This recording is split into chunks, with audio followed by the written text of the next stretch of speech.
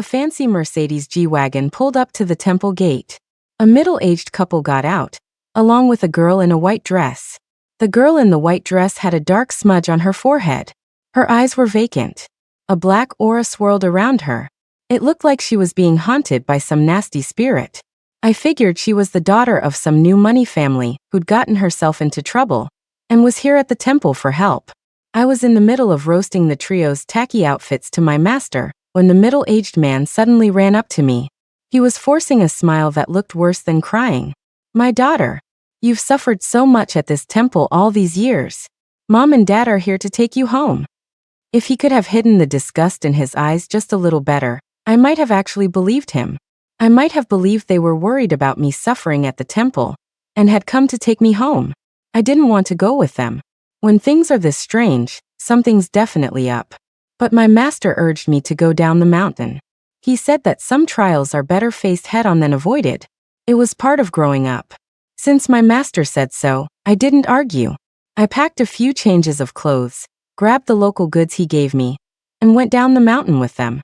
My master said accepting their gifts would put them in my debt, and he hoped giving them these local specialties would make them treat me a little better. "Don't put that woven plastic bag in the car, it's filthy," the woman screeched, looking at the bag in my hands with disgust. I glanced down at the sack, which was still caked with a bit of mud, and grinned. "They were just dug up from the mountain," I said. "The mud keeps them fresh." My so-called sister immediately pinched her nose. "Sister, all the food we eat at home is fresh, air-freighted ingredients. Is stuff from the mountain even edible?" And they called themselves rich. Didn't they know that wild organic food was all the rage in wealthy circles now? Fine. Since they were so disgusted by it, I guess I'd just keep the few thousand-year-old ginseng roots in my bag for myself. Back at the Chun family house, my mother immediately shooed me off to take a shower. "You reek of dirt. Go wash up. We have a guest coming over soon." The disgust in her eyes was completely undisguised. I wasn't hurt. After all, I'd never thought of her as my mother. Still, looking at my sister, who was shrouded in a dark aura, I couldn't help but feel a pang of pity. I pulled a talisman out of my pocket. "I'd recommend you carry this with you." "What is this garbage?" My dad snatched it from my hand, his eyebrows knitting together. He roared, "How dare you give your sister this piece of junk? The talismans your sister has used since she was a child are all custom made by a true master. Get this embarrassing thing out of here." As if that wasn't enough, my dad tore the talisman I'd offered Chelsea to shreds. Wow. A charm that people would pay a fortune for, and he'd just ripped it up. Whatever. Since they'd already decided I was useless, nothing I said would matter. We have our rules. We don't help those who don't ask. If they wouldn't ask for help themselves, then we could only go with the flow of fate. When I came out of the bathroom, I saw the master my dad had mentioned. "Hurry up and greet the master. What are you dawdling over there for?" My dad barked when he saw me, his brow furrowed in anger. Then he turned to the master with a sycophantic smile. "Master Bianca, could you take a look at her and see if her features are a match for my daughter?" The master, known as Bianca, was pointing a finger at me, her expression excited. "You want to borrow her life? She's the hay." I cleared my throat loudly, cutting Bianca off. "I need to speak with this young lady for a moment," she said, pointing at me, trying to keep her voice steady. "I hope you can give us some privacy."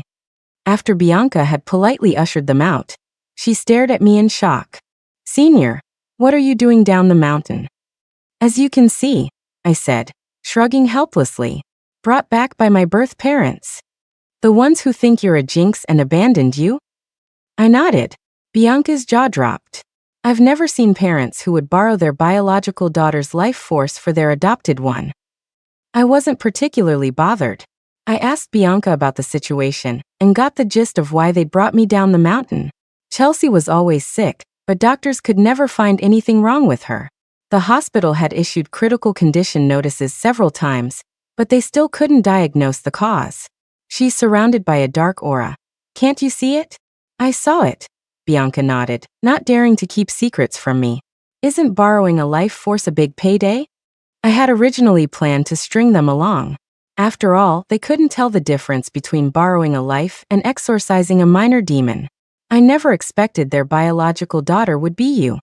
With that, Bianca shot me a resentful look, as if I'd ruined her big score. You do your thing. Just don't blow my cover, I said. I want to play with them for a few more days. If they find out who I am too early, it'll be so boring. I won't have any little fools to mess with. At dinner, my mother seated me in a corner while Chelsea sat in the best spot. Normally, a homecoming calls for dumplings, but instead, my mother had stewed a head of cabbage, stir-fried some shredded radish, and made a bowl of tomato and egg soup. The only impressive dish was a platter of king crab, which was placed right next to Chelsea. You grew up in a temple, didn't you? You must be a vegetarian. We made this all-vegetarian meal just for you, my mother said coolly, glancing at me before picking up her chopsticks to put a crab on Chelsea's plate. Her face immediately broke into a smile. Chelsea, you're still growing. Eat up. I didn't really care. I used to eat all sorts of delicacies with my master on the mountain every day. A light meal once in a while was a good way to cleanse my system. I expressionlessly put a piece of radish in my mouth. Just then my father asked me casually, "Did you go to school these past few years?" In their minds, I was probably some uncultured illiterate who grew up in the mountains. Chelsea smiled sweetly at me. "Sister, I'm enrolling at Stanford tomorrow." My mom pretended to chide her. "Chelsea, maybe your sister didn't get to go to school. You shouldn't say things like that, you might hurt her feelings." Even though she was scolding her, her eyes were filled with adoration for Chelsea. I was speechless. How could they be so confident? I nodded. I got into Stanford. I'm enrolling tomorrow too. Compared to my mom and Chelsea, my dad had always been relatively calm. But when he heard that I also got into Stanford, his face showed a flicker of surprise. "You got in on your own? What was your score? Did you have money for tuition? Your master must have treated you well." In my dad's eyes, my master must have bankrupted himself to send me to school. I had no idea why they thought he was poor. A 691. I was the state's liberal arts valedictorian this year. I grinned, showing my dad a full set of pearly whites. Then I launched my soul-crushing attack. "What score did my dear sister get?" "Your sister is an art major. It's different from you," my mother stammered. From the looks of it, I knew Chelsea hadn't gotten in on her own merits. My parents must have used a little of their superpower. The moment I stepped into the classroom at school, all eyes were on me. "Chelsea, is that the sister you said grew up in the mountains?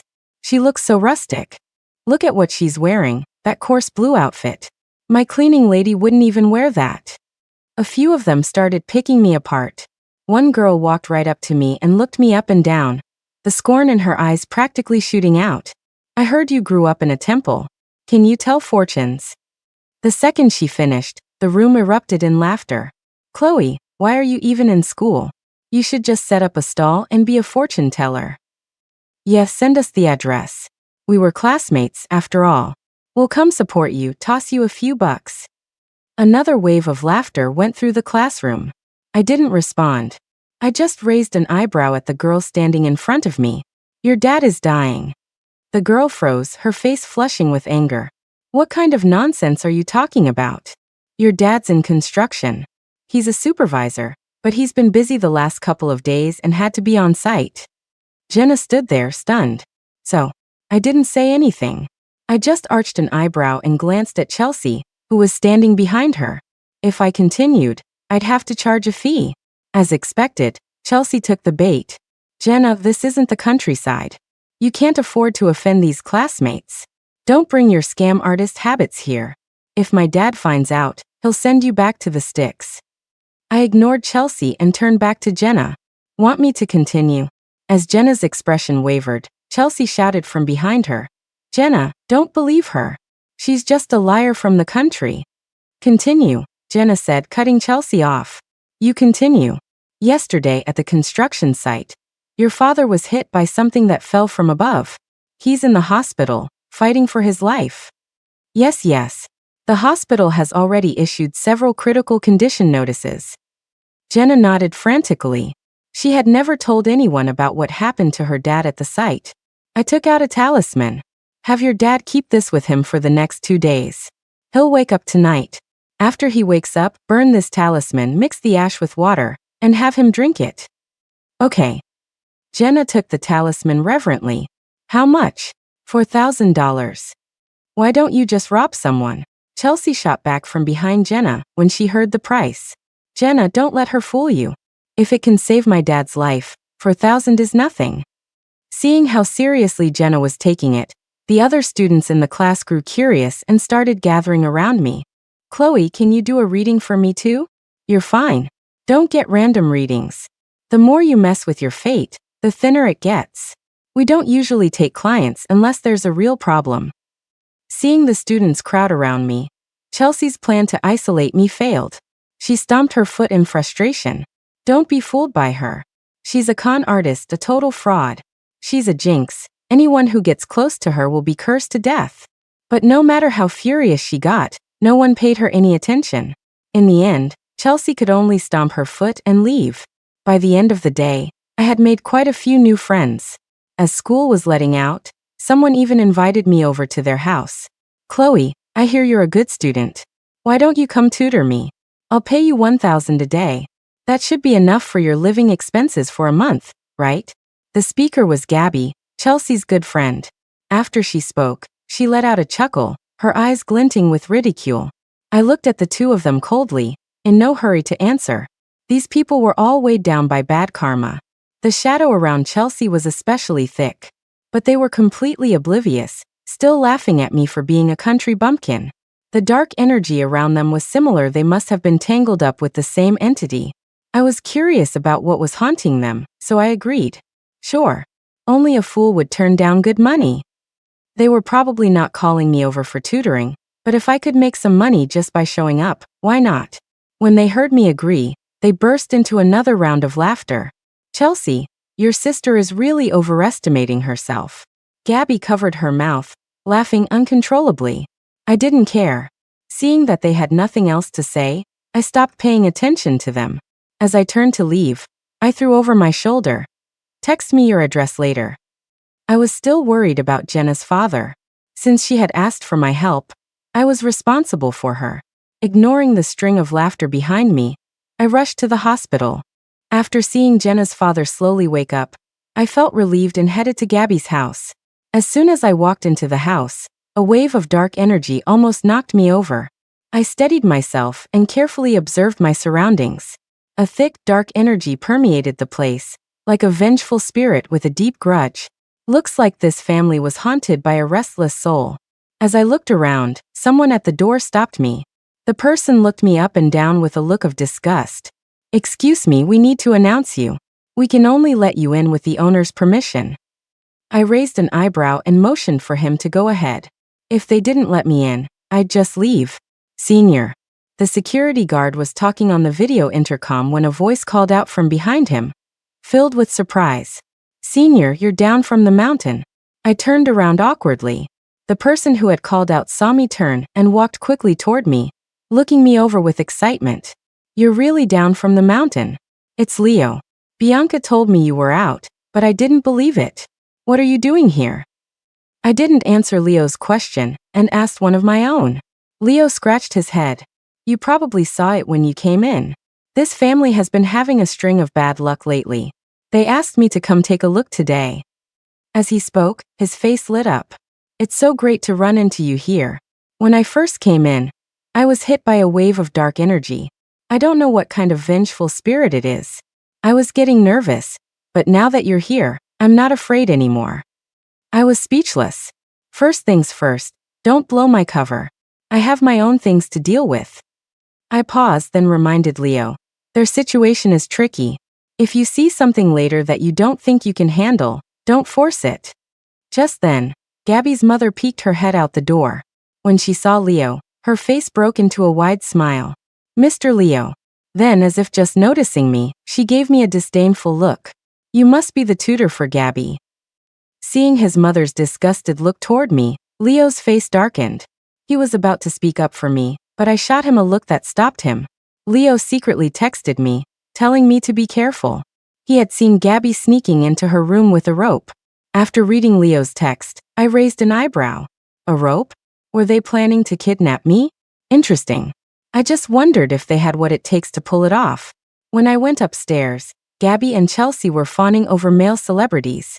When Gabby saw me, she let out a snort and shot Chelsea a look. Your sister dresses like a beggar. She doesn't match your style at all, Chelsea. Are you sure she's not the adopted one? She doesn't even have the same last name as you.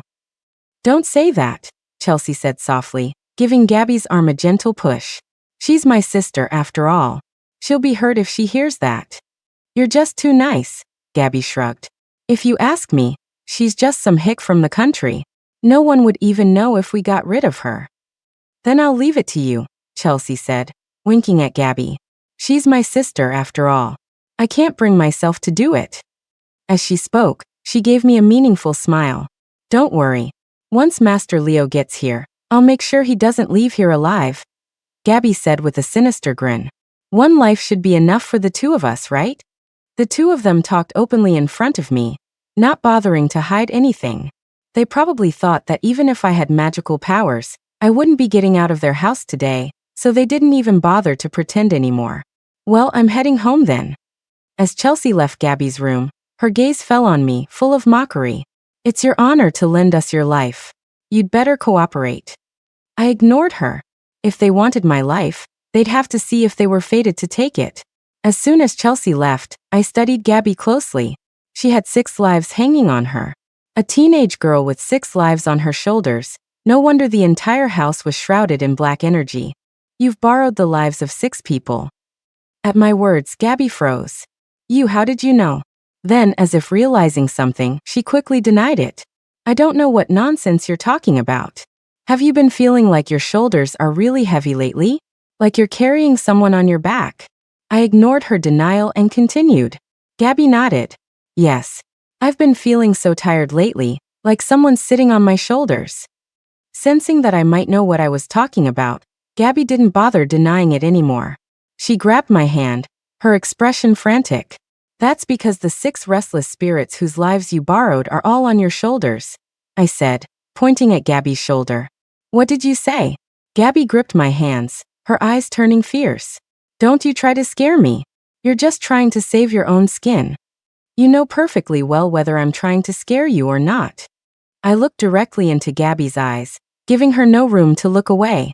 You tricked these 6 people into letting you borrow their life force. Right now, they're all in the ICU, barely clinging to life. If you deal with this quickly, their souls might still be able to return to their bodies, and your karma won't be so heavy. Seeing Gabby's eyes gradually glaze over with confusion, I continued. You were tricked by Chelsea. You never needed to borrow anyone's life. Your luck was actually pretty good. But these past few years, you've been doing bad things with her, and she's dragged you down. The dark energy has already spread to your temples. If you don't resolve this soon, I'm afraid your days are numbered. You're talking nonsense. Gabby's voice lacked conviction now. She unconsciously stepped back when our eyes met. Because Chelsea is sick herself, she's been going to temples everywhere for years, looking for someone to borrow life from. She used you and hurt 6 young women. Those 6 poor girls are still in your house. You'd better watch out for yourself.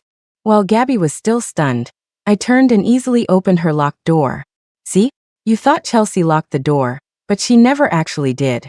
She gave those girls a chance to escape every time. They just didn't know it, and neither did you. This was also why the resentful energy around Chelsea was weaker than Gabby's. Gabby probably never expected Chelsea to backstab her. The information was too much for her to process. You're not as smart as Chelsea. She's using you as her pawn. When those restless spirits come looking for revenge, they'll only come for you. Chelsea is just hiding in the background, getting a little hit to her own luck. With that, I said no more. On my way downstairs, Leo had just finished his feng shui reading of the house. He was frowning as he rejected the family's request. You're carrying too many lives. My abilities are limited, I can't handle this. Master Leo, you must be joking. Gabby's father forced a smile that looked worse than crying. Everyone knows you're the most powerful feng shui master around here. If you can't do it, who can we turn to? Just then, Leo saw me coming down the stairs. He gave me a meaningful look and said, my senior could, but I don't know if she'd be willing to take the case. Hearing this, Gabby's father immediately asked cautiously, do you have your senior's contact information? Leo glanced at me. My senior has a bit of a temper. Even if I gave you her contact info, You might not be able to get in touch with her. I was satisfied with Leo's answer. I casually said goodbye to Gabby's parents and left. When I got home, Chelsea saw me return in one piece and shot up from the sofa. She pointed a finger at me, her face a mask of disbelief. How are you back? Are you saying I shouldn't be? I raised an eyebrow at Chelsea, then glanced at my equally incredulous parents. I knew then that they were all in on what was supposed to happen at Gabby's house. Meeting my defiant gaze, Chelsea seemed to lose her composure. This is your home, sister. You can come back whenever you want. My mother was the same, trying to feign calmness as she looked at me. Stop talking nonsense. Where have you been messing around so late? What a way to turn things around. I didn't really care. I'd never thought of them as my parents anyway. Actually, when you think about it, my parents are kind of pathetic. They've been tricked by that unscrupulous Taoist priest for so many years. My master once said that my destiny was incredibly noble. Whoever raised me would be blessed with good fortune. Unfortunately, my parents weren't destined for that luck. Of course, I couldn't let them benefit from my good fortune either. I had to find a way to move out of the Chen house as soon as possible. I could see the dark energy around Chelsea rapidly spreading to my parents. What if those restless spirits that had been hanging around Chelsea for so long came after me? No way. I ignored them and went straight to my room. Under the moonlight, I took out a talisman and stuck it on my door. When I came home today, I felt that the negative energy was much stronger than when I'd returned yesterday. I looked at the talisman I had put on the door yesterday. It had already turned to ash.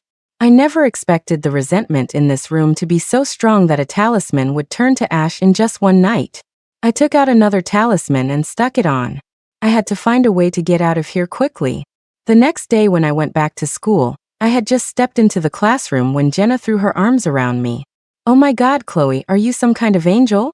My dad really woke up. They gave him several critical condition notices yesterday, but last night after he drank your blessed water, he was moved from the ICU to a regular room. Hearing Jenna say that, I finally breathed a sigh of relief. As long as he's safe. Remember, when he's discharged, your whole family should go to the place where the accident happened and burn some paper money. Okay, I'll listen to everything you say. Jenna was ecstatic. My dad wants to invite you over to our house. When the other students heard Jenna talking to me, they all crowded around us, chattering away. Your dad drank Chloe's talisman water and he's really okay? Is Chloe really that amazing? Jenna nodded, gripping my hand with gratitude. Chloe, from now on, you are the savior of the Jiang family. Whatever you want, just ask. We'll do our absolute best to grant it. Anything. I raised an eyebrow. Just when I was feeling sleepy, heaven sent me a pillow. I nodded firmly at Jenna. Anything? In that case, could I stay at your place for a few days? I had been thinking about leaving the Chen's house yesterday, and today Jenna was offering me a favor. I wouldn't be staying down the mountain for long, so buying a house would be a waste. If Jenna was willing to let me stay at her place, I would even throw in a prosperity talisman as a thank you. Is that all? Of course. Jenna was surprised by my request at first, but her expression quickly turned to delight. Our whole family would welcome you anytime. Jenna took my hand and looked around at everyone. Listen up, everyone. Chloe is my sister now. If any of you messes with her, you're messing with me. Although Jenna's father was in construction, her grandfather was a big deal. He was the richest man in the city. He only had one son, Jenna's dad, but he was still in a rebellious phase, trying to prove himself even at his age. Jenna's grandfather had already decided to take her dad out of the line of succession. Instead, her older brother had been raised as the heir since he was a child. So Jenna held a certain status in the class. But Jenna's protectiveness was unnecessary. After what happened with her dad, the students in the class were all in awe of me. Other than Chelsea and Gabby, no one would dare to bully me. With Jenna as my advertiser, I became famous at school very quickly. I spent the day doing readings for a few people who needed them, and made a decent amount of money. As school was about to end, Gabby was hovering in my direction, looking like she wanted to say something but couldn't. I wasn't planning on paying her any mind, and was about to pack my bag to go get my things and move to Jenna's. Can we talk for a minute? As I was slinging my bag over my shoulder, Gabby finally mustered the courage to stop me. I nodded and started walking, signaling for her to follow me. I led Gabby to the athletic field. It was empty, and no one would notice us there. Gabby's eyes were red, she had clearly been crying. She told me everything she and Chelsea had done, and how Chelsea had tricked her. Through Gabby, I learned that the Chun family's business had been booming all these years entirely because Chelsea had been borrowing other people's fates. But the karmic retribution had all fallen on Gabby. Not only was her family's business declining, but her own health was getting worse and worse. For the past 2 years, Gabby would get sick every time the weather turned cold, and doctors couldn't find anything wrong. On July 15th of this year, she almost died. That's when her family got desperate and started looking for masters to check their feng shui.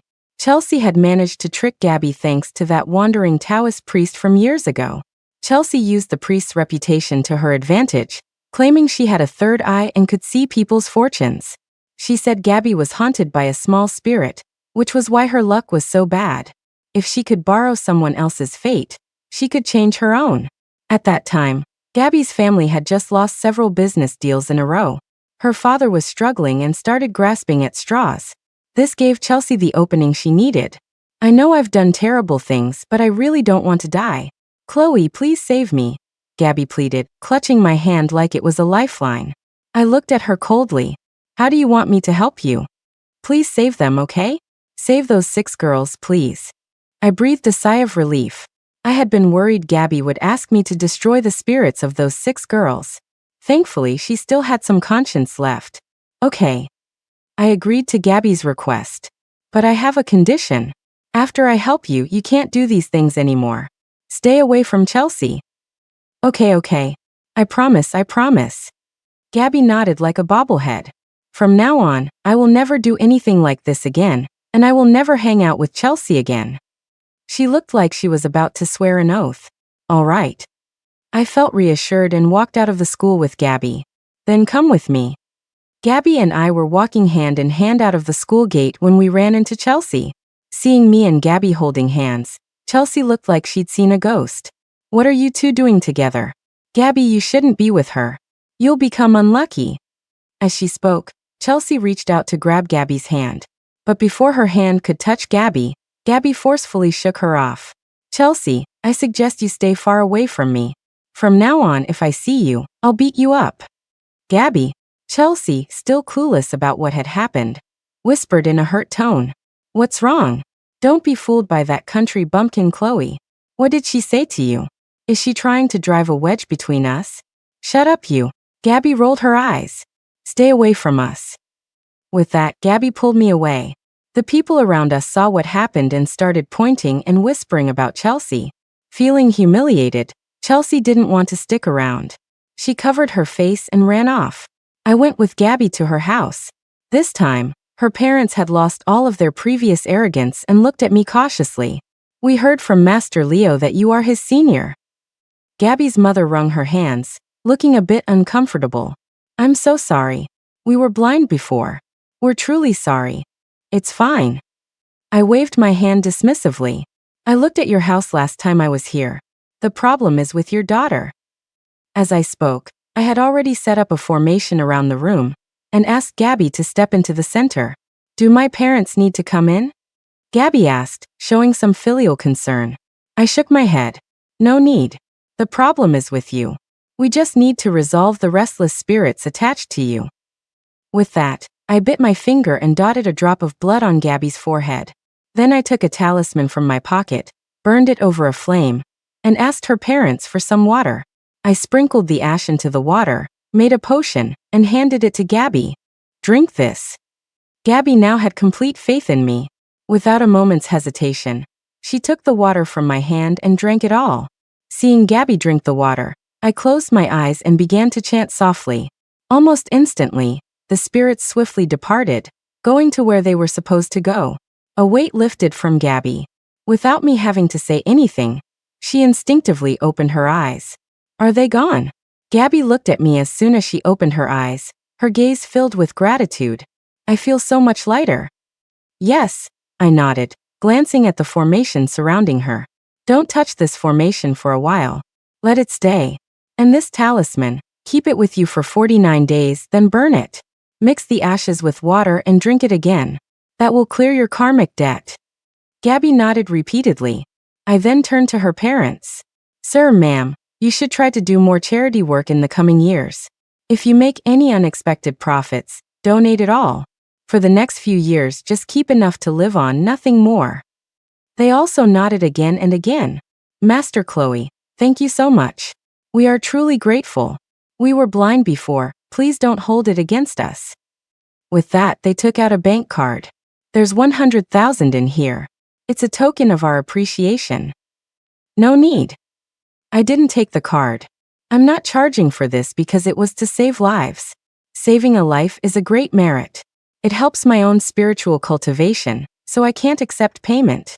But how can we? Gabby's father, a businessman, knew that an exchange of value was the safest transaction. He was uneasy that I wouldn't take the money. Don't worry, the matter has been resolved. I knew what he was worried about. But even though they had been deceived, they had still done wrong. I didn't want them to get off so easily. A little fear would keep them from making the same mistakes in the future. Before I left, I gave Gabby one last instruction. Remember what I told you. If Gabby continued to hang out with Chelsea and do bad things, not even a god could save her. Gabby nodded repeatedly, looking at me with immense gratitude. They wanted me to stay for dinner, but I refused. I had promised Jenna I would go to her house tonight. And it wouldn't be right to be late on my first visit. When I got back to the Chun house, they were already at the dinner table.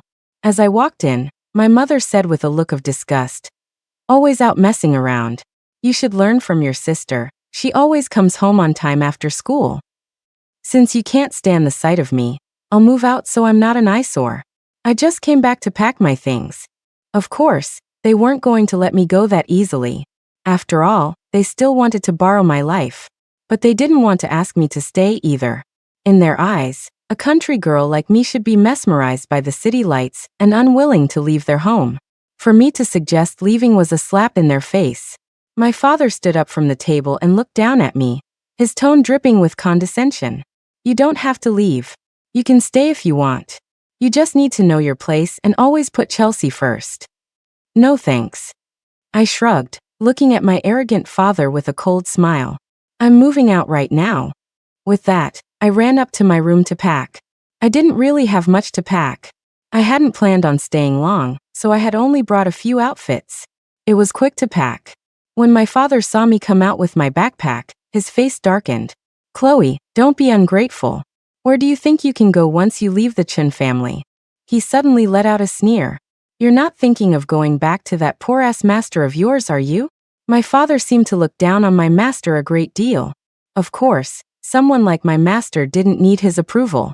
Seeing the dark aura swirling around him, I figured it wouldn't be long before he was begging the very person he looked down on to save his life. "Chloe, how about this? Apologize and I'll let you stay. The Jiang family is having a banquet tomorrow, and I can take you." Apologize? I hadn't done anything wrong, so why should I? No need. You can use that opportunity for yourselves. I won't get in your way. They didn't know I was going to be staying at the Jiang family's house that night. I didn't bother with them anymore and just left with my backpack. This was never my home to begin with. I hurried to the Jiang family's house with my few belongings. When I saw that they had dinner ready and were waiting for me, I felt a bit embarrassed. It was my first time visiting, and making them wait was rude. If my master found out, he'd probably scold me again. "I'm sorry something came up. I hope I didn't keep you waiting." "Not at all, not at all." Mrs. Jiang was very warm. She pulled me over to a seat and handed me a glass of warm water. "You're our family's savior. Waiting for you is nothing. Besides, we just got everything ready, and my son Mason isn't even back yet." With that, Mrs. Jiang urged Jenna to call her brother. I told him to come home early today, and he still kept our guest of honor waiting. "It's okay, Auntie," I quickly said, stopping Jenna. "Please don't be so formal. Just call me Chloe." Mrs. Jiang's politeness was making me feel awkward. Just then Mason came home. "Why are you so late?" Mrs. Jiang immediately expressed her displeasure with her son. Mason showed a hint of apology on his face. "Something came up at the last minute. You guys go ahead and eat, don't wait for me. We were waiting to introduce you to the person who saved your father's life, Chloe. You're..."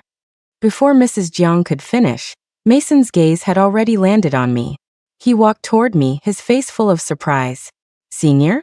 It's been so many years. Do you remember me? Honestly, I didn't. I scratched my head awkwardly. I had junior disciples all over the world, and I'd been running into them every day since I came down the mountain. My memory wasn't the best. I felt a bit bad. He was so excited, and I couldn't even remember him. I was your little follower.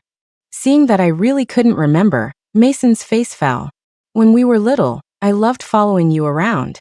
How could you forget about little Mason? So it was that little follower. When Mason was young, he was always sick because he was frail. His mother had no choice but to send him to the temple to cultivate his health. At one point, they were thinking of having him become a monk, but when it was time to shave his head, his mother couldn't bear it. So, my master suggested that Mason practice with his hair on, and could be brought back down the mountain once his health improved. It's been 8 years since we've seen each other.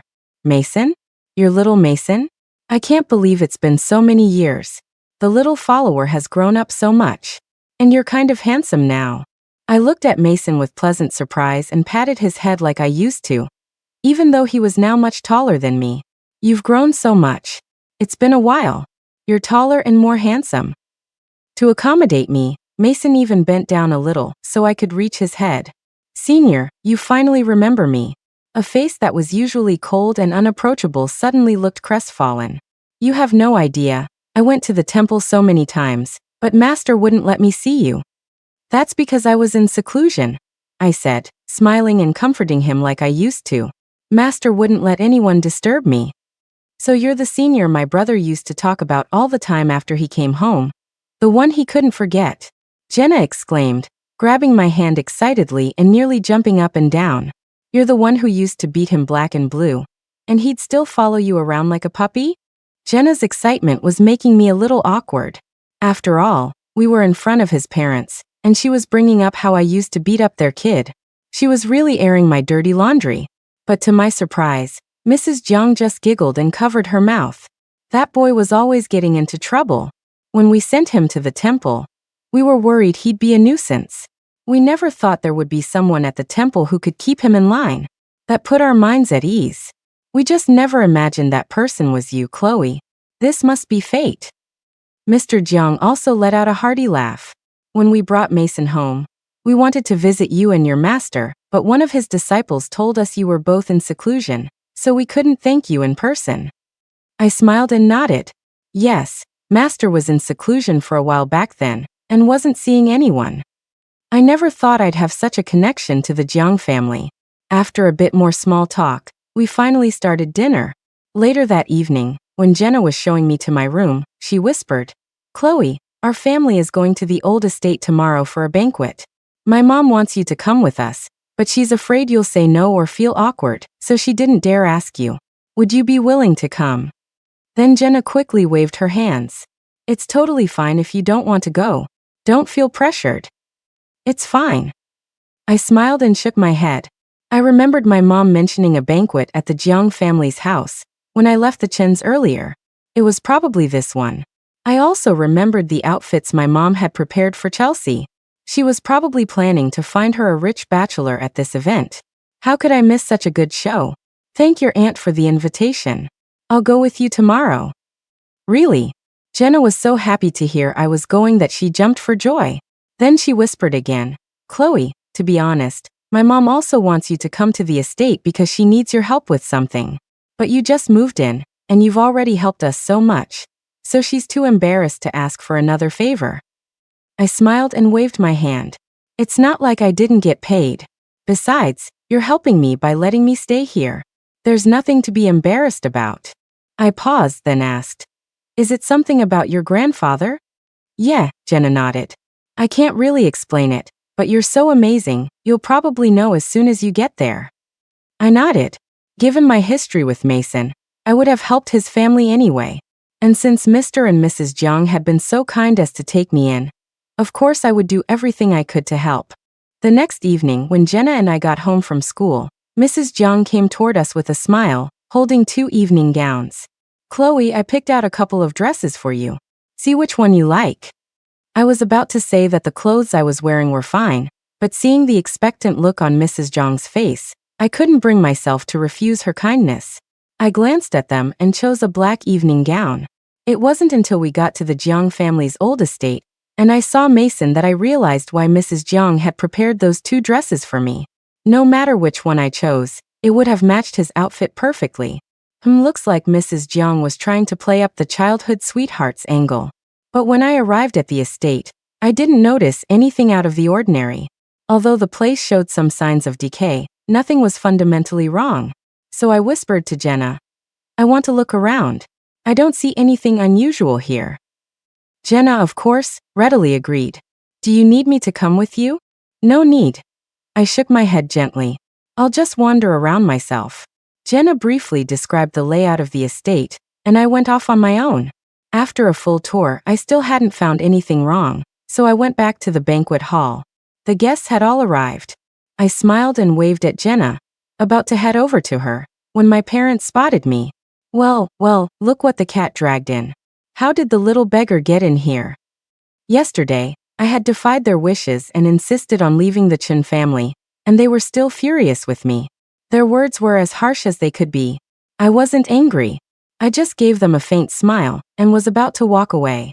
After all, they were about to have a run of bad luck, and I didn't want to get involved and have it rub off on me. The Jiang family's banquet isn't for just any riff-raff. Security. What are you doing? How could you let someone in without an invitation? My mother wasn't going to let me off that easily. When she saw me trying to leave, she grabbed my arm and started shouting for security. I sighed and decided to play along, standing still. My mother didn't manage to summon security, but she did get Jenna's attention. When Jenna saw my mother grabbing my arm with a menacing look, she immediately stepped in front of me and said sharply, "Mrs. Chen, Chloe is an honored guest of our family, not the riffraff you're talking about. She saved my father's life. She is our family's savior." "Oh, you poor girl. Don't be fooled by this little beggar," my mother said, taking Jenna's hand with a sycophantic smile. "She's just a scam artist from the country. Your father was probably fine all along, and she just got lucky." "Exactly," Chelsea chimed in. "Jenna, don't be fooled by her. She just lived in a temple for a few years. She can't really tell fortunes. It's all just tricks and scams. Don't fall for it." The commotion quickly drew a crowd. They didn't know what was happening and gathered around to watch, pointing and whispering. Seeing the growing crowd, my mother began her performance. Wiping away fake tears, she announced to everyone, "This is my daughter. She's just never been close to us." She insisted on running away to live in some temple. After a few years, she came back and started scamming people. "We've been worried sick about this child. This daughter is nothing like our younger one, who never gives us any trouble."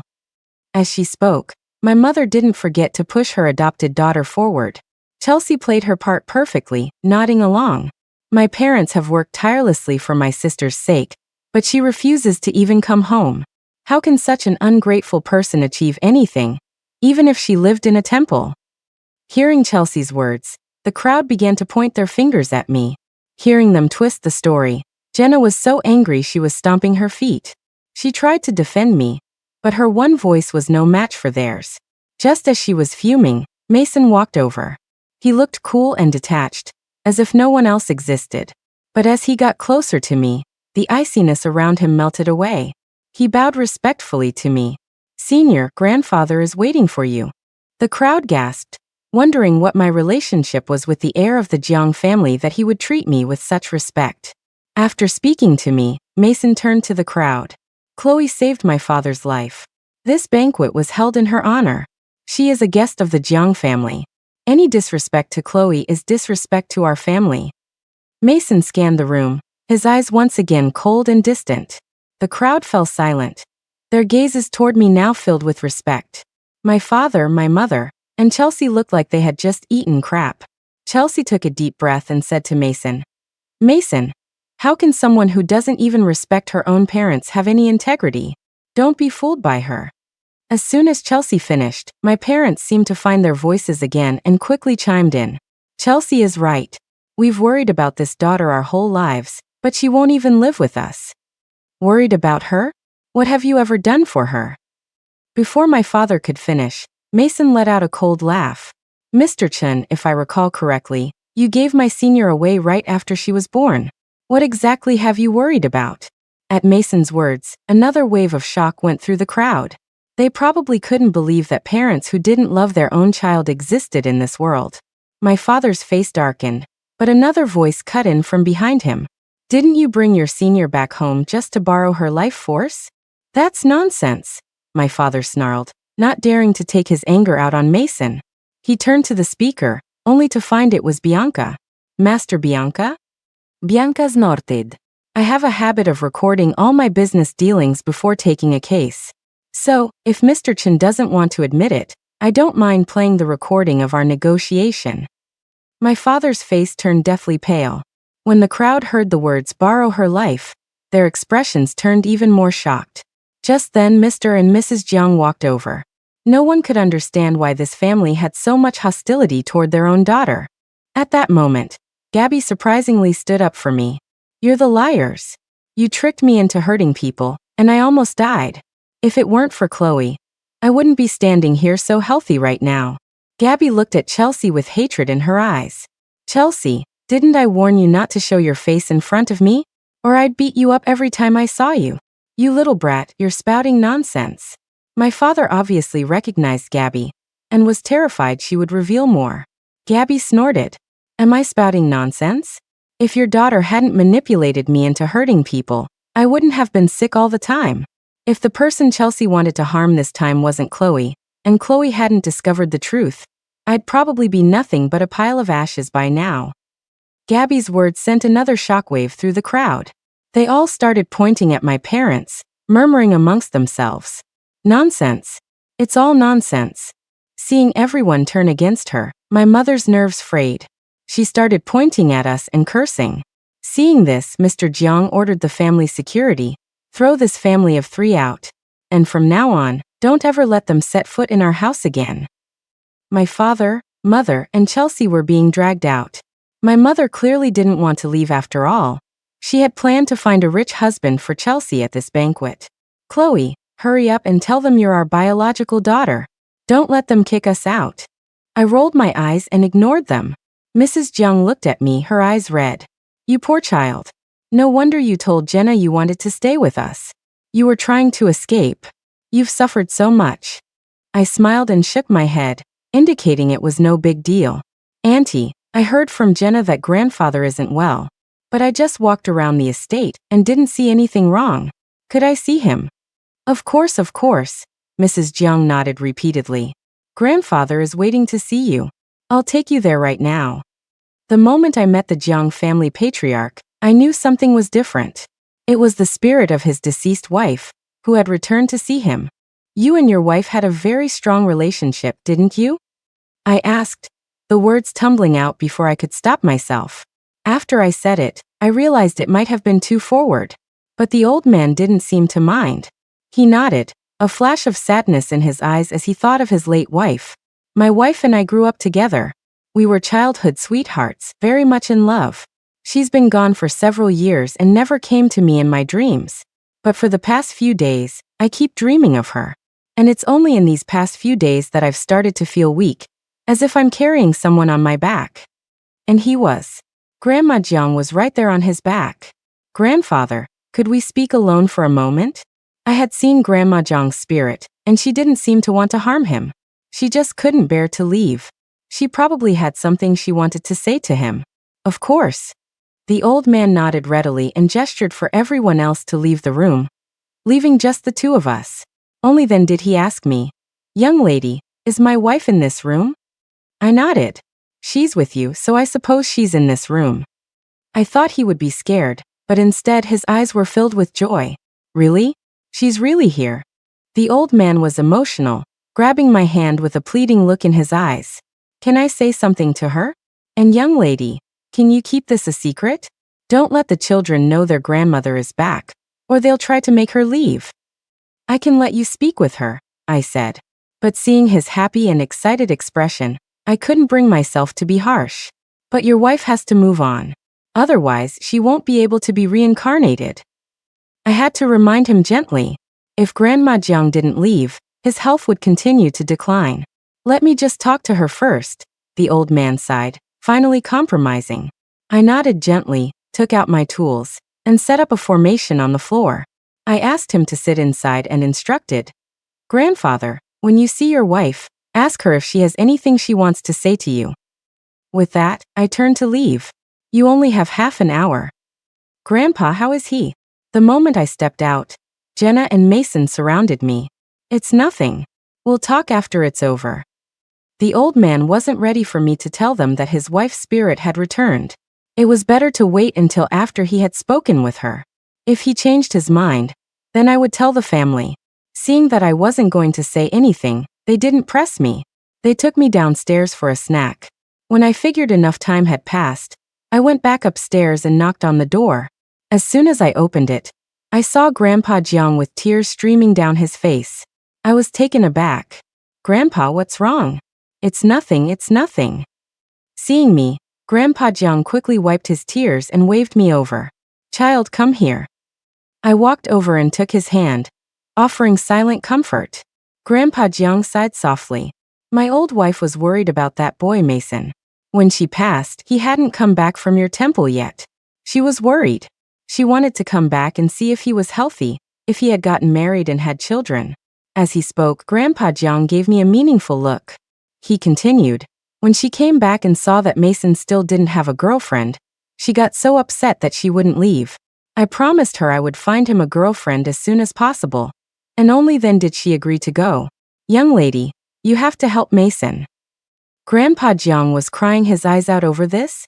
And didn't he just say he didn't want his wife to leave? Who was he trying to fool? But seeing the expectant look in his eyes, I couldn't bring myself to refuse. I could only pretend to be fooled. "I will definitely help Mason find a girlfriend." "No," Grandpa Jiang waved his hand. "Your grandmother thinks you would be a good match." "Seriously, Grandpa? Could you be any more direct? Let's stick to the matter at hand." I resisted the urge to roll my eyes and change the subject. "Let's help your wife's spirit cross over now." Grandpa Jiang nodded, his eyes fixed on me. "Later, I need to tell Mason about his grandmother's dying wish." Then, as if he thought I couldn't hear him, he muttered to himself, "Such a wonderful girl. We can't let someone else snatch her up." I made my preparations again, having the old man sit in the center. I chanted softly, bit the tip of my finger, and dabbed the blood on his shoulder. "Grandma, do not linger." As soon as the words left my mouth, Grandma Jiang's spirit departed. I released my hands and Grandpa Jiang opened his eyes. "She's gone." Although he felt a weight lift from his body, his eyes were filled with loss. When Mason and the others came in, the sadness in his eyes had already faded. "It's all taken care of," I said, glancing at Mason. "It was your grandmother. She was worried about you. She came back and saw that you were doing well, so she could finally rest in peace." "Not quite," Grandpa Jiang chimed in before I could finish. "She told me to make sure you get married and have kids." This old man was quite the character. I just shook my head with a helpless smile and left the rest for them to discuss. Grandpa Jiang had talked with his wife for a long time. He surely had many things to relay. That was their family business, and it wasn't my place to listen. I stayed at the Jiangs for many days. Then my mother suddenly called and asked me to come home. I didn't want to go, but she said it was something serious and tried to appeal to my emotions. When I still wouldn't budge, she started pulling rank, trying to force me to come back. I thought about it and finally decided to go. It wasn't that I was scared of them, but I was genuinely curious what they were up to. I just never imagined my mother would do something like that to me. The moment I stepped through the door, my mother greeted me with overwhelming warmth. "Chloe, you're finally back. You have no idea how much your mother has missed you." She even tried to hug me. I quickly dodged her. The dark energy around her was too strong. I was afraid that if she hugged me, it would rub off on me. This time, I was the one looking at her with disgust. "If you have something to say, just say it. Don't get all handsy." When things are this strange, something's definitely up. I had to be on my guard. "What's wrong with you, child? I'm your mother. Would I ever hurt you?" My mother tried to grab my hand again. "I made some food for you. Last time you came back, I thought you were a vegetarian from living at the temple, so I made all vegetarian dishes. But today, I made all your favorites. Come try them. See if they're good. No thanks.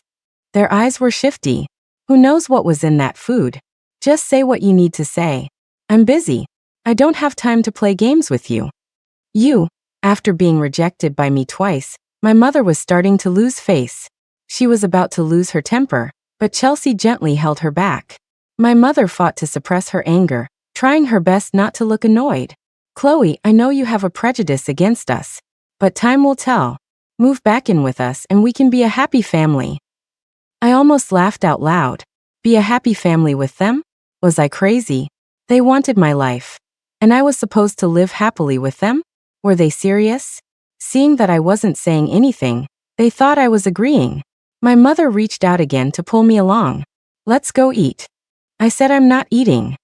Could these people not understand plain English? I was getting annoyed. Perhaps it was because I was used to being the senior disciple at the temple, giving orders that were rarely disobeyed. You're so ungrateful. My mother was finally pushed over the edge. The mask fell off, and her true colors showed. What's the point of talking to her? My father had a disdainful smile on his face, as if crushing me would be as easy as crushing an ant. Let's not waste any more time. If she won't do this the easy way, we'll have to do it the hard way. The hard way, I sneered, turning to look at my father. I saw that he was holding a rope. It looked like they were planning to use force. I told you no matter how skilled she is, she's still just a girl. She can't be stronger than the three of us. You wouldn't listen. You had to waste a perfectly good meal. As he spoke, my father advanced on me with the rope. I didn't want to hurt him, but my leg instinctively shot out and kicked him. Unfortunately, it landed right in his family jewels. My father doubled over in pain and collapsed on the floor, his eyes wide with disbelief. You're trying to tie me up? My mother's face was twisted with hatred. Your father is right. An unruly person like you needs to be tied up. We can't be soft-hearted. She paused, her gaze toward Chelsea softening with affection. It's all because our Chelsea is too kind-hearted. She couldn't bear to just tie you up right away. Otherwise, humph. My mother looked at me as if I had gotten off easy. I was speechless, looking up at the ceiling. Did she have a different definition of kind-hearted? Otherwise what? I looked provocatively at my father, who was still on the floor, and sneered. Otherwise, you'd all be lying on the floor like him? My mother knew that if I could take down my father, taking her and Chelsea down would be even easier. So she resorted to empty threats. Chloe, don't get too cocky. Once Master Chung arrives, even if you have divine powers, you'll have to behave. Master Chung? These people were something else. The more they failed, the harder they tried. I didn't know if they were just stupid or if they refused to admit how capable I was. They were actually going to find another master to deal with me? Are you people crazy? From the day I was born, they believed I was a jinx because of what someone told them. And that's why they sent me to the temple. How did I suddenly become so valuable 18 years later that they would go to such lengths to take my life?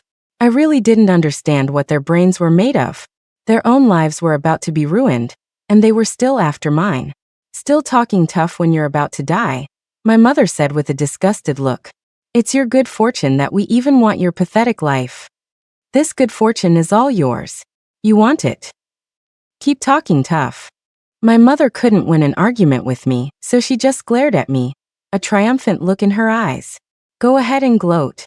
Once Master Ching gets here, let's see how you'll gloat then. My mother seemed very confident that Master Ching could handle me. I just smiled at her and said nothing. I wondered who this Master Chung was. After the scene my parents caused at the Jiang family's banquet, no one from our Golden Peak temple would do business with them anymore.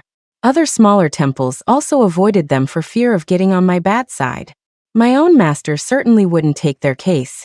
Under all this pressure, the fact that my parents could still find someone to help them borrow a life for Chelsea was, I had to admit, pretty impressive. Master Ching soon arrived and solved the mystery for me. The moment Chung Yun walked in, our eyes met, and she let out a howl. Chloe, you're really out of the temple. And the world stood still. Cassidy and I had joined the temple at the same time. My good friend Cassidy was indeed more powerful than me. She had completed her training 2 years ago, and had been traveling around ever since. When did you get back? I was surprised to see her too. It was impressive that my parents had managed to get her here.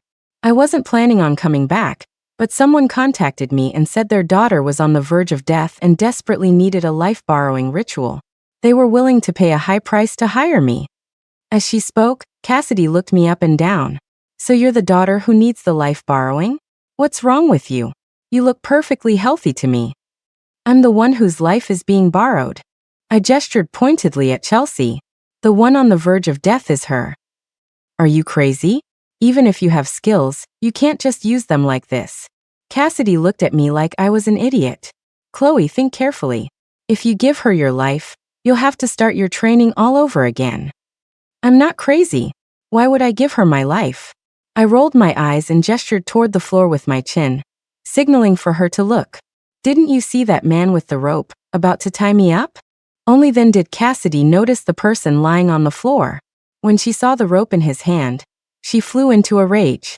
Didn't you tell me the person whose life was being borrowed was willing? If it's not voluntary, my own skills will be affected. She's willing. My mother had an awkward expression on her face and shot me a glare, trying to threaten me. Chloe is my daughter too. Chelsea is her sister. Saving her sister from danger, of course Chloe is willing. My mother forced a smile at Cassidy. Seeing that I wasn't saying anything, she gave me a hard shove. Are you dumb, child? Hurry up and tell Master Chung that you're willing. I have to say, when it comes to being thick-skinned, my mother is a true master. She actually thought she could still threaten me. I played along perfectly. Yes, Master Chung, I'm willing. Do you dare to do it, Cassidy? What a mess. Cassidy had just gotten back from out of town and wasn't clear on the whole situation between us. But seeing us like this, she knew our relationship was tense, and she certainly wasn't going to go through with it. She gave Chelsea a cold look and understood what was going on. Your family has committed too many sins. And with a bad omen around, you're bound to have bad luck. Cassidy gave me a faint glance. I'm leaving. Are you coming? Cassidy hated being deceived more than anything. It was clear now that no matter how much money my parents offered her, she wouldn't take the job. Master Chung, please don't go yet. My mother didn't catch the hint in Cassidy's words and actually tried to stop her. You're right, our family does have a bad omen. She looked at me resentfully. It's all your fault. If it weren't for you, your sister wouldn't be like this, and Master Chung wouldn't be leaving. I don't know if my mother has a problem with comprehension. Even Cassidy was stunned by her incredible interpretation. I mean, the bad omen is right next to you, Cassidy said, pointing at Chelsea, who was standing beside my mother. You mean Chelsea? You must be mistaken. Our Chelsea has been our little lucky star since she was a child. As long as we do what she says, we get rich. My mother paused, as if to add more weight to her words. Chelsea has always been our lucky star. The only bad omen is Chloe. She's borrowed other people's luck. It might look good for now, but there will be a backlash later. Cassidy was speechless. Chelsea's fate is not good. Impossible. Master, you must be mistaken. Take another look. How could our Chelsea be a bad omen? My mother remained obstinate. Cassidy couldn't be bothered to argue with her. She slung her bag over her shoulder and walked out. Chloe, hurry up. I'll wait for you outside. I nodded. After Cassidy left, I sighed and said to my mother, for the sake of our relationship, let me give you a piece of advice. Chelsea has too many lives on her shoulders. You should stop thinking about borrowing lives. The more you do it, the weaker her own fate becomes. You should focus on helping her find peace for those spirits first. I paused, looking at my mother, who was shrouded in black energy, and added, sell this house. Donate all the money you have. It might help you. You jinx. My mother shoved me, nearly knocking me over. I watched as she stood with her hands on her hips, glaring at me and cursing. You're a curse. The moment you show up, you start wishing bad things on us. Why should we donate the money we worked hard for to others? My father chimed in, pointing at my nose and yelling, you ungrateful child. You raise a hand against your own father, and then try to trick us into giving away our hard-earned money. It's a good thing we didn't raise you, or you would have wasted all our money. Hard-earned money. It was earned using someone else's good fortune. That kind of ill-gotten wealth was bound to bring disaster. But they didn't take my warning seriously. I just acted like I didn't know anything. I had warned them several times, which I considered my duty as their child. Whatever you want. The consequences won't fall on me anyway. They wouldn't listen, and there was nothing I could do. I slung my bag over my shoulder and prepared to leave. Seeing me about to go, my father threatened me in a rage. Chloe, you better think carefully. The Jiang family aren't your real parents. They'll get tired of you one day. If you try to come back then, we won't take you in. Nice words.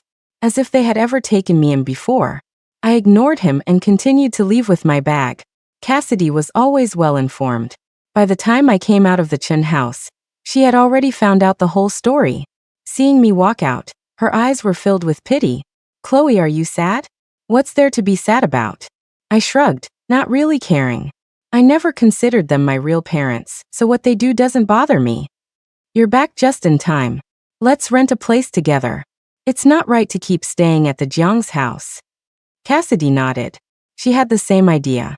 I don't want to go back to the temple yet. Let's go look for a place. Going back to the temple meant losing freedom. And Cassidy loved her freedom more than anything. She'd put it off for as long as she could. Cassidy and I found a hotel near the Jiang's house. You wait here for a bit. I'm going to the Jiang's to get my things. Cassidy nodded. I'll go look around the neighborhood. When I got to the Jiang's house, Mrs. Jiang was cooking. She breathed a sigh of relief when she saw me. You're finally back. If you didn't come back soon, I was going to send Mason and Jenna to the Chens to rescue you. When my mother had called me, Mrs. Jiang had been against me going. She had a feeling my mother was up to no good. And she was right. But with my skills, they were no match for me. I smiled at Mrs. Jiang. It's okay, Auntie. I paused, looking at her smile. I felt a bit awkward saying what I had to say. What's wrong, Chloe? Mrs. Jiang saw my hesitation. She put down what she was doing and asked with a smile. Whatever it is, just tell me. Don't be a stranger. I smiled sheepishly at her. Auntie, I'm moving out. What? Why are you moving out? Was my hospitality not good enough? Or did Mason and Jenna bully you? Before I could finish, Mrs. Jiang cut me off anxiously. Chloe, if I did something wrong, just tell me and I'll fix it. Please don't move out. Auntie, you've been wonderful to me. Mason and Jenna didn't bully me either. Everyone has been great. I took her hand to comfort her. Auntie, I ran into a friend of mine. She's here by herself too, and I want to stay with her. Well, that's easy. Mrs. Jiang waved her hand. You can both stay here with me. Your friend must be just as wonderful as you are. We'd love to have her. That would be too much trouble for you, Auntie. I'd feel bad. I smiled and politely declined her offer. Seeing that I was insistent, Mrs. Jiang didn't press the issue. She helped me pack my things, her voice full of concern. Chloe, if you're not happy living outside, remember to come back. This will always be your home. I know, Auntie. I smiled and nodded. The motherly love I had never felt from my own mother, I felt from Mrs. Jiang. I gave her a hug, my heart filled with warmth. After saying goodbye to Mrs. Jiang, I went back to the hotel near her house with my bag. When I got back to the hotel, Cassidy wasn't there yet. I was bored, flipping through TV channels, when Jenna called. Chloe, how could you move out without telling me? Where are you now? I want to come hang out. As soon as I answered the phone, Jenna launched into a barrage of questions without giving me a chance to speak. I had no choice but to send her my location. Before long, Jenna arrived with Mason in tow. The moment Jenna walked in, she started complaining. It was my brother who wanted to know where you were, but he was too shy to ask, so he made me do it. As she spoke, she gave me a knowing look. I've never seen my brother so interested in anyone before. I blushed and glanced at Mason, who also looked embarrassed. Don't listen to Jenna. Oh, so now you're shy? Jenna teased us with a smile. Mason's fair skin was so red it looked like it was about to drip blood. Seeing that Jenna wasn't going to let him off the hook, I quickly covered her mouth with my hand.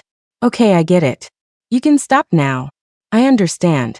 At that, Mason's face turned even redder. What do you understand? It was just a tactic to shut Jenna up, and now she was making a big deal out of it. I was speechless. I was about to ask the troublemaking siblings to leave when the amulet around my neck suddenly grew hot. My heart skipped a beat. This was a token from our Golden Peak temple. If the amulet got hot, it meant a fellow disciple was in danger. At the same time, I received a message from Cassidy on my phone. It was a string of garbled text. Seeing the message, I knew it had to be her. Something's come up, I have to go. I grabbed my bag and started to head out. Cassidy was very skilled. If she was in trouble, it had to be serious. Seeing my urgency, Mason grabbed my hand. What's wrong? I'll go with you. I frowned and looked at him. He had grown up in the temple and knew a thing or two. Plus, he was a man, which could be helpful. Okay, let's go. We can't waste any time. I quickly pulled him toward the door. Jenna followed us. I'm coming too. No. I didn't even have to think about it. I immediately rejected her request. It's too dangerous. You can't come. Jenna had never trained at the temple. If things got really dangerous, I was afraid we couldn't protect her. It's okay, I'm not scared. Afraid we would leave her behind, Jenna clung to my arm. Please take me with you. I want to see. She even held up her fingers and swore an oath. I promise I won't cause any trouble. I'll do whatever you say. Please let me come. Jenna, don't be difficult, Mason said, frowning and gently scolding her. It's fine. I tugged on Mason's sleeve. Let her come with us. We'll just have to protect her. Mason hesitated. He was still worried, but knowing I was there gave him some confidence. After a moment's hesitation, he relented. You can come, but you have to listen. Don't go anywhere you're not supposed to. Do what you're told, you understand. I know. Jenna nodded repeatedly, promising to be on her best behavior. I quickly packed a few things. Looking at Jenna and Mason, I still felt uneasy. I took 2 talismans out of my pocket and handed them to them. Keep these with you. If you need to, stick them on someone's forehead. They'll keep you safe. As I spoke, we hurried out the door. I did a quick calculation and figured out Cassidy's general location. Mason drove while Jenna marveled. No way, Chloe, you're a goddess. You can even figure out where people are? Not exactly. We're from the same temple, so we have a connection. Jenna nodded. So, the reason my brother couldn't find you all those years is because his skills aren't good enough? Wow. She really knew how to connect the dots. I almost gave her a thumbs up. Don't worry. It should be fine now, I said, changing the subject. The jade amulet on my chest was no longer hot, which meant Cassidy was probably out of immediate danger. With Cassidy's skills and mine, there probably wasn't anything we couldn't handle. But the direction we were heading looked familiar. We were going toward my mother's house. Could Cassidy have gotten into trouble at the Chens? Yeah, Mason nodded, frowning at the navigation. This is definitely the way to the Chens. The Chen family. I silently did a divination. When we arrived at the Chens, Cassidy was tied to a chair. But Chelsea and the others couldn't get near her. My father was clutching one wrist with his other hand, crumpled on the floor with a pained expression. My mother and Chelsea were standing, but their faces were pale, and they looked extremely unwell. I frowned at Cassidy.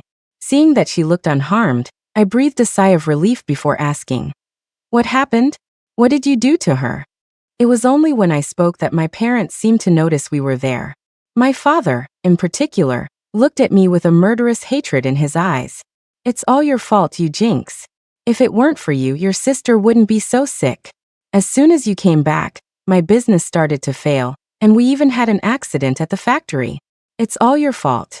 They said that using the blood of a biological child as a sacrifice could ward off some of the disaster. We brought Master Chung here to help us with that. Help you? I looked at the bound Cassidy with amusement. Do you have a different definition of help? Master Chung wasn't willing to help, so we had to use some unconventional methods. My father glanced at Cassidy, his face contorted in pain. And we paid the price for tying her up. My wrist feels like it's broken. I can't even hold a rope. And Chelsea and your mother are so sick they can barely breathe. My father shot me a venomous look, as if this was all my fault. Well, now that you've come to us, Master Chung, let's begin. As he spoke, a triumphant look appeared in my father's eyes. We were only going to borrow your life, but I didn't expect you to bring the Jiang family's girl with you. My father looked at Jenna with greed, his eyes shining with cunning. The Jiang girl has good fortune. We'll just borrow hers too. In your dreams. Jenna shot my father a furious look. My father just laughed manically. Such a naive little girl. So simple. No matter how skilled you are, you're still just little girls. My father's words were arrogant, as if he didn't take me or Cassidy seriously. Something was wrong. My father was not right. Cassidy would never help him unless she was being threatened by something very important. They might have been able to catch her off guard and tie her up, but they couldn't even get close to her, so they couldn't have threatened her. So why did he look so triumphant? Why was he so confident that Cassidy would help him? I suddenly realized that since we had arrived, Cassidy hadn't said a single word. Ich glänzte her discreetly. I had only looked at her expression earlier and assumed she was fine. But now looking closer, I saw that her eyes were a little vacant. Cassidy was being controlled. The vacancy wasn't obvious. If you didn't look carefully, you wouldn't notice it. It was as if only a sliver of her soul was present. It seemed my father had gotten the better of her after all. Probably because his own abilities were limited, he hadn't been able to completely control her, which was why he had been injured. But how did my father have the power to control Cassidy? Seeing Cassidy's eyes grow more and more vacant, a bad feeling grew in my chest. I had to find whatever my father was using to control her. Otherwise, not only would Cassidy and I be in danger, but Jenna would be too. I gave Mason a look, signaling him to protect Jenna. Once he acknowledged my signal, I felt relieved enough to start playing along with my father. You think just because you've tied her up, she'll do what you say? I raised an eyebrow, pretending not to notice that Cassidy was being controlled, and nonchalantly moved closer to her. My father, thinking his deception was perfect and that I hadn't noticed anything, didn't stop me as I approached Cassidy. My mother, though unwell, also had a look of victory on her face. I carefully observed their expressions. When they weren't looking, I quickly bit my finger and dotted a drop of blood on Cassidy's forehead. Return to your body now. As soon as the words left my mouth, I saw Cassidy's eyes clear up a little. But it wasn't enough. There was still a hint of confusion in her eyes. How could this be? Even my blood couldn't fully restore her soul. I whipped my head around to look at my father. As expected, he was looking at me with a triumphant smile. I told you a little girl is still a little girl. You're no match for me. My father's tone was dismissive. Although my haste had revealed that I knew something was wrong with Cassidy, my father and his family didn't seem to take me seriously. He looked at us with a confident, determined expression. His underestimation of me was actually helpful. He didn't even stop me when I stuck a talisman on Cassidy's back. It seemed that the master behind the Chun family was quite skilled. Are you done with your little show? Is it our turn now? My father said, watching me with a cold, mocking gaze as I placed the talisman on Cassidy's back. As he spoke, my father suddenly pulled a talisman from his pocket. Before I could react, he slapped it on my forehead with lightning speed. Then I watched as my father put his hands together and chanted a strange incantation at me. I tried to struggle, but my body felt frozen, unable to move. I watched, paralyzed, as my father chanted the spell. I could see Mason's mouth moving frantically, but I couldn't hear a word he was saying. It was as if the world had gone silent. I stood there, motionless, as Chelsea walked up to me, cut my wrist, and began to drain my blood. I watched as Mason and Jenna were also immobilized with talismans. Just as Chelsea had almost collected a full bowl of my blood, I suddenly shouted, "Break!" The ropes on Cassidy burst apart. The talismans on Mason and Jenna's foreheads instantly turned to ash. My father coughed up a mouthful of blood, his face a mask of disbelief. "How did you break Master Lin's curse?" I sneered. "Master Lin? You really know how to pick them. He's my uncle disciple. He trained under the same master as my own, but was kicked out for his lack of integrity. His skills are comparable to my master's, it's true. But I never said my skills were any less than my master's. I was my master's most prized student, the one he passed all his knowledge to. Everything he knew I knew, and anything he didn't know he brought in other masters to teach me. How could I be defeated by a single talisman from Master Lin?" As Mason bandaged my wrist, he glared at my father. "Mr. Chun, you are suspected of intentional injury. We have recorded video evidence of everything that just happened." Mason and Jenna had never been truly immobilized by my father. With the talismans I had given them, they couldn't be so easily trapped. They were just playing along with my act. While my parents were distracted, Jenna had secretly recorded everything, and Mason had called the police on the way over. Just then, the police arrived and surrounded my father, mother, and Chelsea. Jenna helped Cassidy up while Mason explained the situation to the police. Besides the assault, the Chun family's business wasn't exactly clean either. Their face masks had caused people's faces to break out in rashes. Their nutritional supplements had sent someone to the hospital. The police gathered all the evidence and took my parents into custody. They were going to detain Chelsea too, but she was prepared. She denied any involvement in her parents' product development, and even went so far as to righteously report some of their illegal practices. With that one move, Chelsea got her parents sent to jail while she walked away scot-free. My mother couldn't believe that the daughter she had doted on for 18 years had stabbed her. She was so furious she wanted to scratch Chelsea's face off. She's no good either. All the life borrowing was for her. Officer, you can check it was all for Chelsea's birth date. This was all her idea. Chelsea Schneered. What birth date? Weren't you the ones who forced me? For the sake of your business, you disregarded my health and kept borrowing lives for me. With a cold smile, Chelsea effortlessly seized control of the narrative. My mother wanted to rip her mouth off, but the police held her back. She couldn't even touch Chelsea. I smiled, watching them tear each other apart. It was immensely satisfying. Chelsea looked at my parents with a cold smile, having played them like fiddles. When she turned to the police, her face changed again. She looked at them with pitiful, tear-filled eyes. Officer, you must understand that Chloe is their biological daughter. In what world would parents sacrifice their own daughter's life for an adopted one? They're lying. I have evidence. As soon as Chelsea finished, I handed a USB drive to the police. This has all the proof of Chelsea's involvement, as well as all the bad things she's done over the years. I paused, then looked at my parents with a mocking smile. The monk from all those years ago was actually hired by my uncle. He was paid to say that I was a jinx, also you would adopt his daughter. Chelsea is my uncle's daughter. At the time, my family wasn't as wealthy as they are now, but we were comfortable, much better off than my uncle. So he got greedy and hired a wandering monk, the kind who would do anything for money, to say that I was a curse and that Chelsea would bring prosperity to the family. Everything Chelsea had ever said, every decision she had guided my parents to make, was all orchestrated by my uncle. Chelsea had never thought of my parents as her own. She had been taking their money to support my uncle, letting him live a life of luxury. I laid it all out for my mother, watching with satisfaction as the realization that the daughter they had cherished for 18 years was someone else's dawned on them.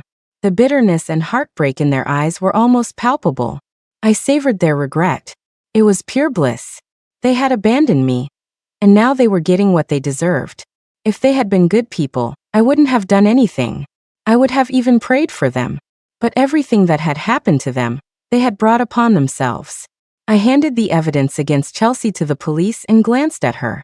Just moments ago, she had been gloating, and now she was a prisoner too. It felt great. My father finally seemed to grasp the situation. He started crying and begging me. Chloe, we're your real parents. Are you just going to stand by and watch us get arrested? Chloe, think of a way to help those people. That way my sentence might be shorter. I will help those innocent people, I said, looking down at him with cold indifference. But not for you. I'm doing it for my own good karma. Your sins are too great. I warned you how to atone, but you refused to listen and only did worse things. I can't save you, and I don't want to. With that, I turned and walked away, not wanting to hear their insincere apologies. I led Cassidy and the others out of the Chun house. They had abandoned me 18 years ago, and now I was abandoning them. From this day forward, their lives had nothing to do with me. I looked up at the starry night sky and let out a long breath. It was time to go back to the temple. The trial my master had spoken of was over. I had nothing left to keep me here. I had already learned everything they taught in school back at the temple. I had only gone because I was bored. I was glad I had made a friend like Jenna. When Jenna heard I was going back to the temple, she immediately got upset. Chloe, if you go back, what about my brother? You should just take him with you. If I take him with me, your entire family will be at the temple every day, wailing about me stealing your heir. I winked at her, then glanced at a nervous-looking Mason. You can come visit me at the temple. The future is long. I'm still young. I never said I was going to be single forever.